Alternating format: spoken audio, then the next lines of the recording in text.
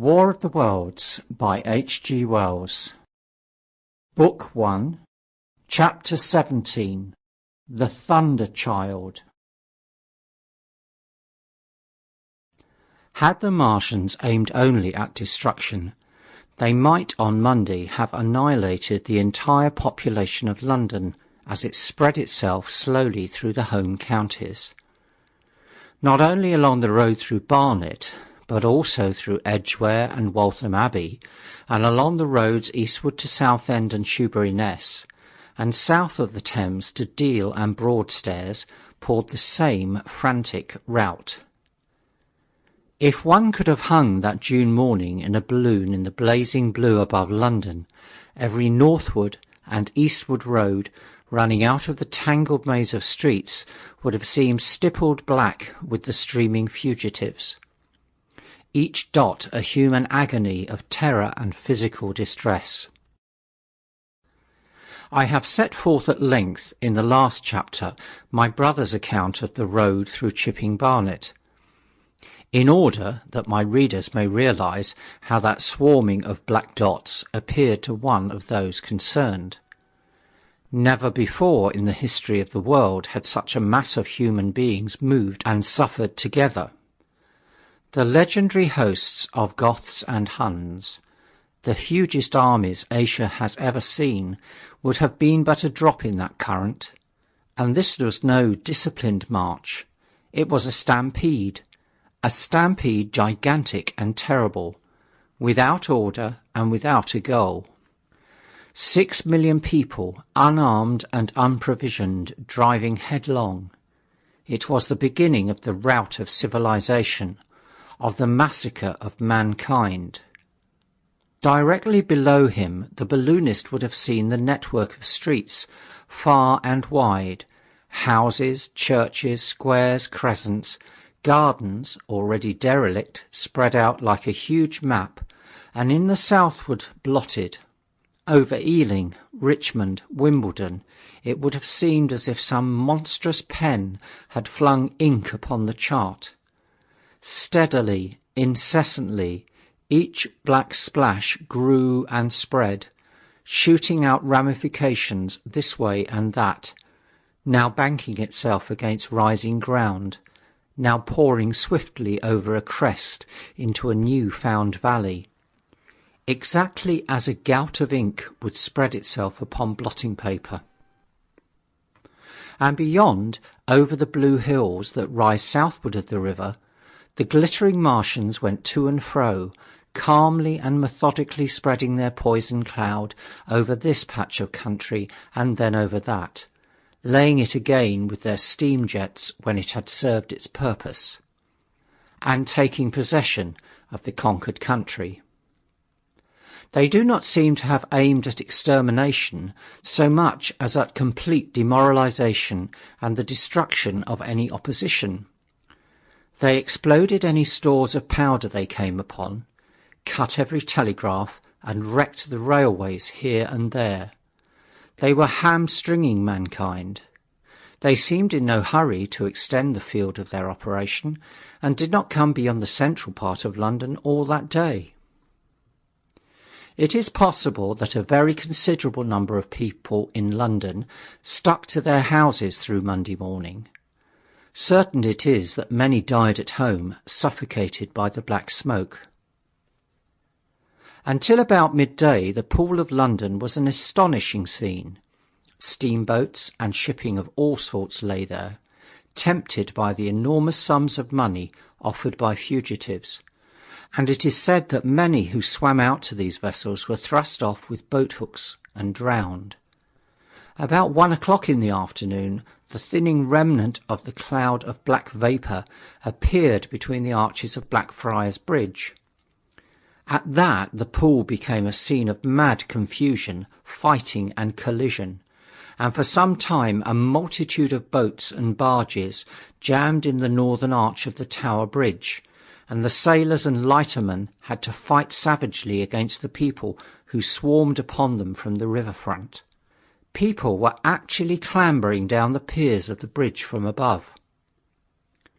When an hour later a Martian appeared beyond the clock tower and waded down the river, nothing but wreckage floated above Limehouse. Of the falling of the fifth cylinder I have presently to tell. The sixth star fell at Wimbledon. My brother, keeping watch beside the women in the chaise in a meadow, saw the green flash of it far beyond the hills.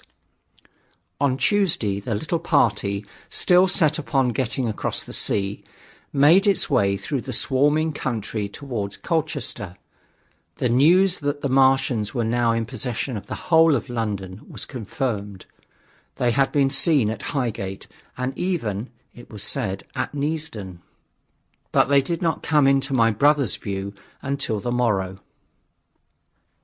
That day the scattered multitudes began to realize the urgent need of provisions. As they grew hungry, the rights of property ceased to be regarded. Farmers were out to defend their cattle sheds, granaries, and ripening root crops with arms in their hands. A number of people now, like my brother, had their faces eastward, and there were some desperate souls even going back towards London to get food. These were chiefly people from the northern suburbs, whose knowledge of the Black Smoke came by hearsay. He heard that about half of the members of the government had gathered at Birmingham, and that enormous quantities of high explosives were being prepared to be used in automatic mines across the Midland counties. He was also told that the Midland Railway Company had replaced the desertions of the first day's panic, had resumed traffic, and was running northward trains from St Albans to relieve the congestion of the home counties. There was also a placard in Chipping Ongar announcing that large stores of flour were available in the northern towns, and that within 24 hours bread would be distributed among the starving people in the neighbourhood. But this intelligence did not deter him from the plan of escape he had formed, and the three pressed eastward all day, and heard no more of the bread distribution than this promise. Nor, as a matter of fact, did anyone else hear more of it. That night fell the seventh star, falling upon Primrose Hill. It fell while Miss Elphinstone was watching, for she took that duty alternately with my brother. She saw it. On Wednesday the three fugitives, they had passed the night in a field of unripe wheat, reached Chelmsford, and there a body of the inhabitants, calling itself the Committee of Public Supply, seized the pony as provisions, and would give nothing in exchange for it but the promise of a share in it the next day. Here there were rumours of Martians at Epping, and news of the destruction of Waltham Abbey powder mills in a vain attempt to blow up one of the invaders. People were watching for Martians here from the church towers. My brother, very luckily for him as it chanced, preferred to push on at once to the coast rather than wait for food, although all three of them were very hungry. By midday they passed through Tillingham, which, strangely enough, seemed to be quite silent and deserted, save for a few furtive plunderers hunting for food. Near Tillingham they suddenly came in sight of the sea, and the most amazing crowd of shipping of all sorts that it is possible to imagine. For after the sailors could no longer come up the Thames, they came on to the Essex coast, to Harwich and Walton and Clacton, and afterwards to Foulness and Shoebury, to bring off the people. They lay in a huge sickle-shaped curve that vanished into mist at last towards the Naze.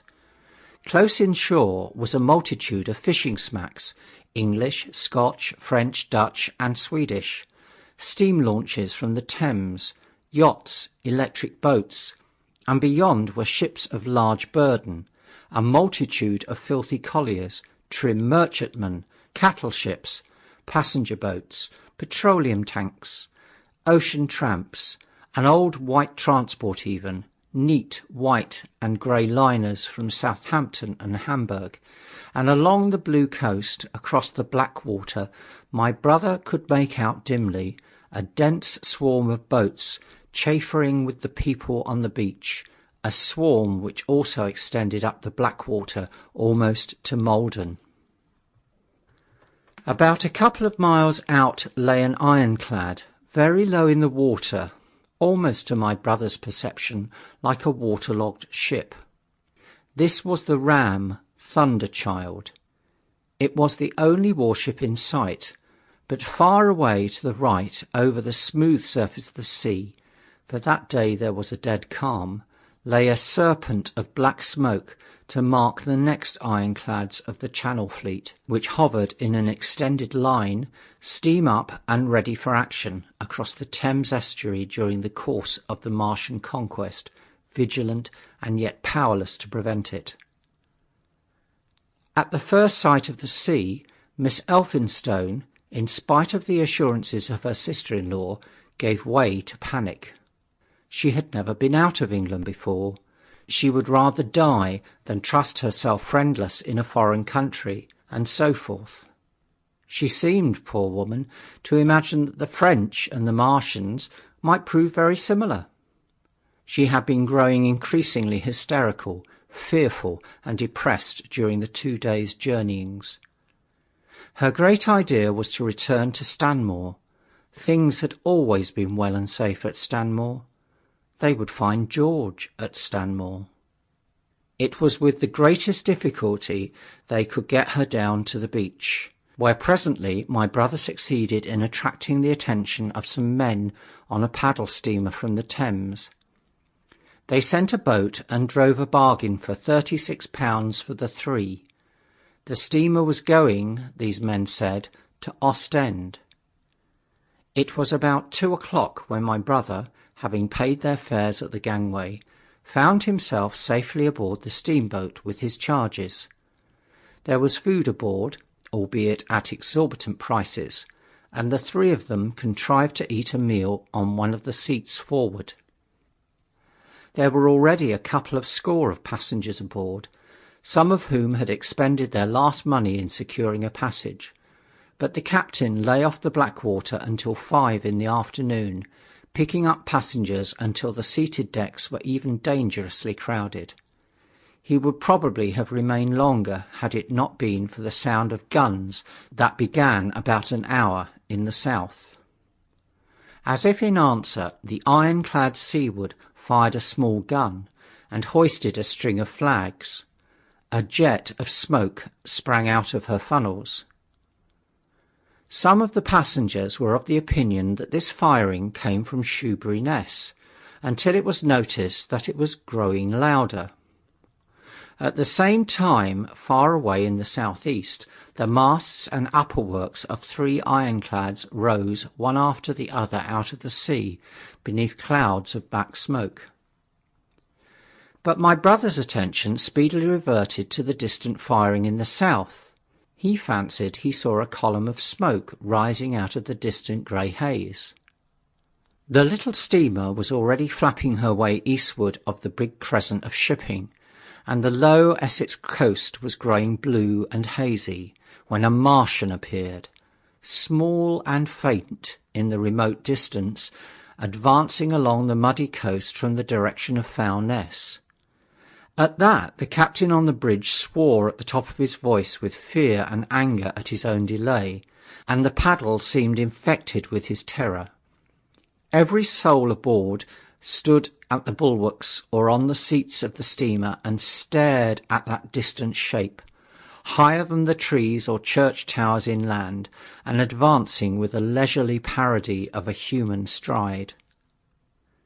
It was the first Martian my brother had seen, and he stood, more amazed than terrified, watching this Titan advancing deliberately towards the shipping, wading farther and farther into the water as the coast fell away.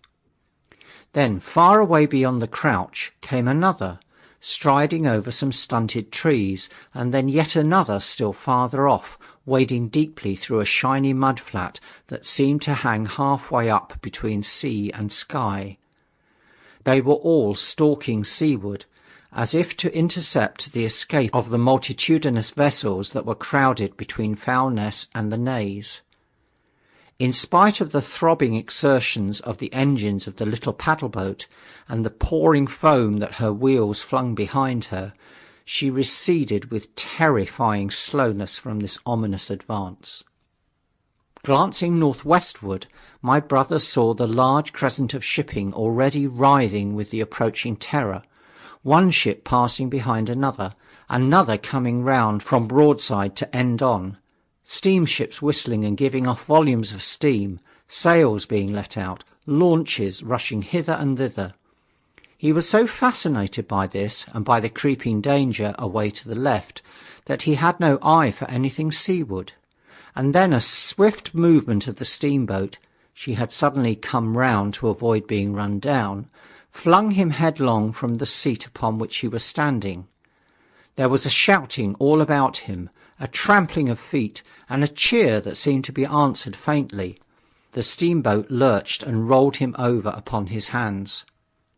He sprang to his feet and saw to starboard, and not 100 yards from their heeling, pitching boat, a vast iron bulk like the blade of a plough tearing through the water, tossing it on either side in huge waves of foam that leapt towards the steamer, flinging her paddles helplessly in the air, then sucking her deck down almost to the waterline. A douche of spray blinded my brother for a moment. When his eyes were clear again, he saw the monster had passed and was rushing landward. Big iron upperworks rose out of this headlong structure, and from that twin funnels projected and spat a smoking blast shot with fire. It was the torpedo ram, Thunderchild, steaming headlong, coming to the rescue of the threatened shipping. Keeping his footing on the heaving deck by clutching the bulwarks, my brother looked past this charging Leviathan at the Martians again, and he saw the three of them now close together, and standing so far out to sea that their tripod supports were almost entirely submerged. Thus sunken, and seen in remote perspective, they appeared far less formidable than the huge iron bulk in whose wake the steamer was pitching so helplessly. It would seem they were regarding this new antagonist with astonishment. To their intelligence, it may be, the giant was even such another as themselves. The Thunderchild fired no gun, but simply drove full speed towards them. It was probably her not firing that enabled her to get so near the enemy as she did. They did not know what to make of her. One shell, and they would have sent her to the bottom forthwith with the heat ray. She was steaming at such a pace that in a minute she seemed halfway between the steamboat and the Martians, a diminishing black bulk against the receding horizontal expanse of the Essex coast. Suddenly the foremost Martian lowered his tube and discharged a canister of the black gas at the ironclad. It hit her larboard side and glanced off in an inky jet that rolled away to seaward, an unfolding torrent of black smoke from which the ironclad drove clear. To the watchers from the steamer, low in the water and with the sun in their eyes, it seemed as though she were already among the Martians. They saw the gaunt figures separating and rising out of the water as they retreated shoreward, and one of them raised the camera-like generator of the heat ray. He held it pointing obliquely downward, and a bank of steam sprang from the water at its touch. It must have driven through the iron of the ship's side like a white-hot iron rod through paper. A flicker of flame went up through the rising steam, and then the Martian reeled and staggered. In another moment he was cut down, and a great body of water and steam shot high in the air. The guns of the Thunderchild sounded through the reek, going off one after the other, and one shot splashed the water high close by the steamer, ricocheted towards the other flying ships to the north, and smashed a smack to Matchwood. But no one heeded that very much. At the sight of the Martian's collapse, the captain of the bridge yelled inarticulately, and all the crowding passengers on the steamer's stern shouted together. And then they yelled again, for surging out beyond the white tumult drove something long and black, the flames streaming from its middle parts, its ventilators and funnels spouting fire. She was still alive. The steering gear, it seemed, was intact and her engines working. She headed straight for a second Martian and was within 100 yards of him when the heat ray came to bear. Then, with a violent thud, a blinding flash, her decks, her funnels leapt upwards.